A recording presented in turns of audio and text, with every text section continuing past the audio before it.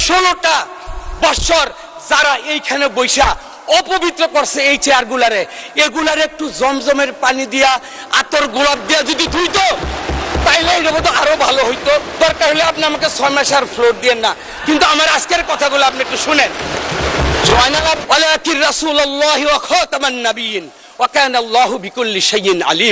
এই কোরআনে তো কেন বলি, ওনাদের পাশে বসিত এই আলেম ওলামাদের সোহবতে থাকলে এই বাতাসে বাতাসে দুই একটা কথা আমি ইনশাআল্লাহ বলার চেষ্টা করি।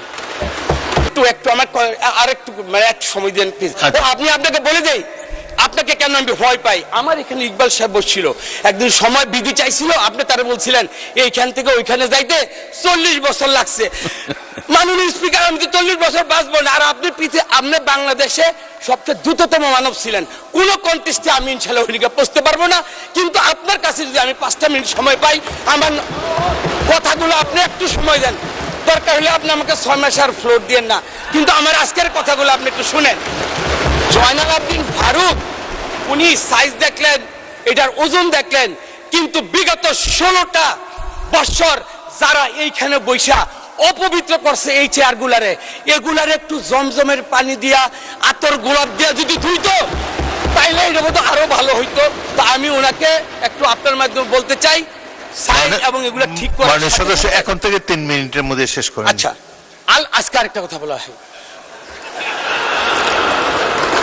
এইখানে প্রায়শই একটা কথা বলা হয় কি, এইখানে বলে কি মানে এই জিনিসটা আমার খুব আমি দাঁড়িয়েছিলাম, সেটা হলো আমার ধর্মীয় অনুভূতিতে মানে আঘাত লেগেছে।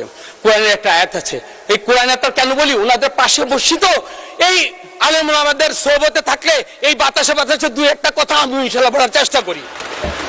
বিসমিল্লাহির রহমানির রহিম। ওয়ালাকির রাসূলুল্লাহি ওয়া খাতামান নাবিয়্যিন ওয়া কানা আল্লাহু বিকুল্লি শাইইন আলিমা। আল্লাহর মনোনীত কে? আল্লাহ। আমার রাসূলকে? রাসূল আল্লাহর রাসূল। এবং খাতামান নাবিয়্যিন, এরপরে আর কোন নবী আসবেন না।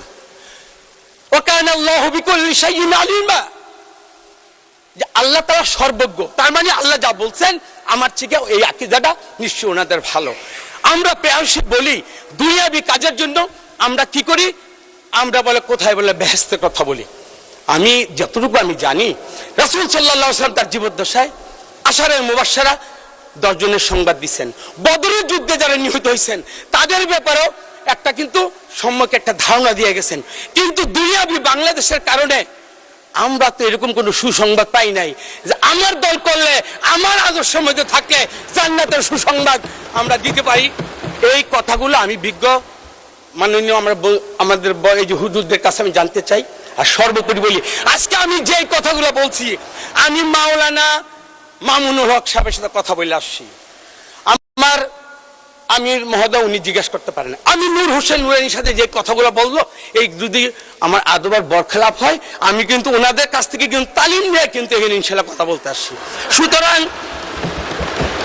আমার যে সর্বশেষ কথাটা, আমরা একই পথে আমরা পথ চলতে চাই। বস্তুনিষ্ঠ সংবাদ, সত্যতা, পরস্পরের প্রতি সম্মান এবং সংসদের কার্যকরী করার জন্য আমাদের সবার মূল লক্ষ্য হওয়া উচিত এক এবং অভিন্ন। আমরা দেয়ালের অফিস ওপাশে আমরা ফ্যাসিস্ট হাসিনাকে দেখতে চাই। কোন ভিন্নতায়, কোন মত পার্থক্যের কারণে ওই ফ্যাসিস্ট হাসিনাকে যখন বাংলাদেশ আসবে আমি আপনি সবাই কম বেশি ক্ষত বিক্ষত হব। আমি মনে করি অন্যের সম্মান ক্ষুণ্ণতায় নিজের সম্মান কখনো বাড়ে না। সম্মিলিত হলে আমরা দাঁড়িয়ে থাকবো, বিভাজিত হলে ধরাশায়ী হব। 2 দিন আগে আমরা, 2 দিন পরে আপনারা। সুতরাং আমরা বাংলাদেশের মানুষ, বাংলাদেশকে নিয়ে বাঁচতে চাই, স্বাধীন সার্বভৌম এই সংসদকে নিয়ে আমরা বাংলাদেশকে আলোকিত বাংলাদেশ করতে চাই। মাননীয় স্পিকার, আপনাকে ধন্যবাদ।